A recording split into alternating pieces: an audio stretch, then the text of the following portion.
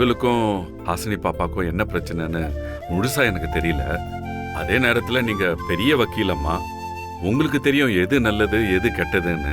நான் சொல்லிதான் உங்களுக்கு புரியணும்னு ஒண்ணும் இல்லம்மா. இருந்தாலும் என்னோட அனுபவத்துல நான் சொல்றேம்மா. ஹாசினி பாப்பா சின்ன புள்ள தானம்மா.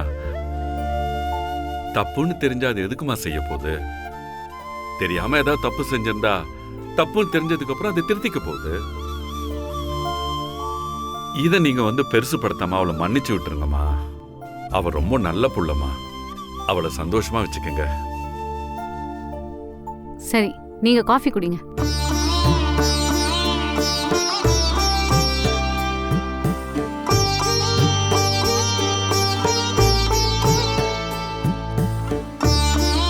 ராமசாமி, இதுல உங்க சொத்து டாக்குமெண்ட்ஸ் எல்லாம் இருக்கு. அது மட்டும் இல்ல, இந்த சொத்துல இனிமே உங்களுக்கு மட்டும் தான் முழு உரிமை இருக்குங்கிற கோர்ட் ஆர்டரும் இருக்கு. இந்தாங்க.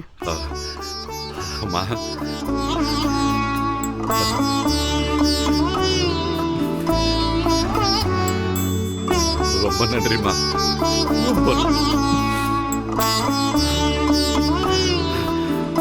ரொம்ப சந்தோஷமா. ரொம்ப சந்தோஷம். இருக்கட்டும். உங்களுக்காக ரூம் ரெடி பண்ண சொல்லியிருக்கேன். இங்கே தங்கி இருந்துட்டு நாளை காலையில ஊருக்கு போங்க. இல்லம்மா, உங்களுக்கு எதுக்கு சிரமம்னு பஸ் ஸ்டாண்ட் பக்கத்துலேயே ஒரு ரூம் போட்டேன். அங்க தங்கிட்டு நாளை காலைல முதல் பஸ் பிடிச்சி ஊருக்கு போயிடுவோமா. என்ன ராமசாமி, எதுக்கு தேவையில்லாம செலவு பண்றீங்க? பரவாயில்லைங்கம்மா, நீங்க எங்களுக்கு எவ்வளவு பெரிய உதவி பண்ணிருக்கீங்க.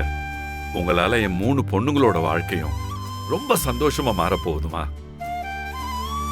நான் பேச்சுக்கு சொல்றேன்னு மட்டும் தயவு செய்து நினைக்க வேண்டாம். மனசுல இருந்து சொல்றேன். எங்க குடும்பத்துக்கே நீங்க தான் குலசாமிமா. என்னங்க இது, பெரிய வார்த்தையெல்லாம் பேசுறீங்க?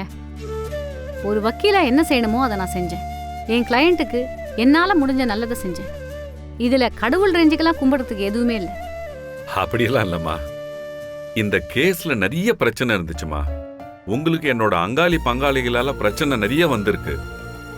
அதையெல்லாம் தாண்டி உங்க குடும்பத்துல ஒருத்தருக்கு கேஸ் நடத்தி கொடுக்குற மாதிரி இந்த கேஸ நடத்தி நல்லபடியா முடிச்சு கொடுத்திருக்கீங்க. எப்பவுமே நீங்க தான் எங்க குடும்பத்துக்கு குலசாமிமா. திரும்ப திரும்ப என்ன சாமி கடவுள்லாம் சொல்லிட்டு இருக்காதீங்க. சரி, நீங்க சாப்பிட்டீங்களா? இல்லம்மா, இருக்கட்டுமா, நான் வழியில சாப்பிட்டுக்கிறேன். சரி, பார்த்து போயிட்டு வாங்க. சரிங்கம்மா, அப்ப நான் வரேங்கம்மா.